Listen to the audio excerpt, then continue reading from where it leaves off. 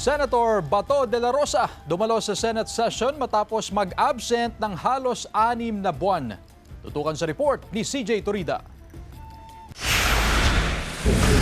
Sir, hinahanap na po ninyo.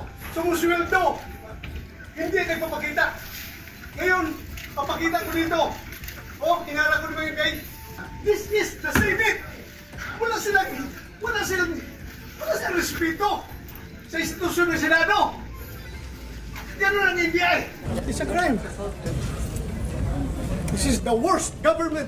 Emosyonal si Senador Ronald Bato de la Rosa na nagpakita sa Senado matapos ang halos 6 na buwan na pagliban. Hinarap ako dito sa baba ng mga NBI. Nung napasok, sakot ko akit dito. I don't know. Anong gusto nila? Sir, bakit tuguan, sir? Nag-isingan kami doon sa baba. Sa hagdan.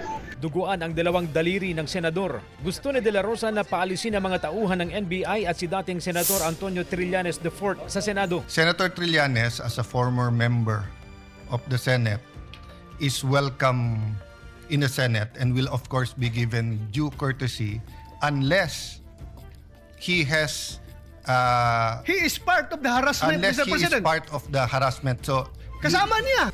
Sabi ni bagong Senate President Alan Peter Cayetano, paaalisin ang NBI agents maliban sa mga umano'y nang haras kay Senator Bato para makwestiyon. Ipinaalala naman ni Senador Rodante Marcoleta ang kanilang mga karapatan habang nasa loob ng Senado. Mr. President, the arrest cannot be executed inside the Senate, and the Senator can seek judicial remedies while under Senate custody. Habang nakasuspende ang sesyon, sinuri ng mga senador ang kuha ng CCTV kung saan kita ang pagdating ni Senador Bato. Kita ang pagtakbo ng senador sa hallway kasama ang staff habang hinahabol ng NBI agents. Nasubsob pa siya paakyat ng hagdan. Pagpasok na sa pinto, nakipaghatakan sa pinto ang mga taong gustong makapasok. Kalaunan inaprubahan ang mosyong ilagay sa Senate Protective Custody si De La Rosa. Wala po ako doon physically, no? Pero sana nga nandoon ako para na-wrestling ko tong mamang ito eh.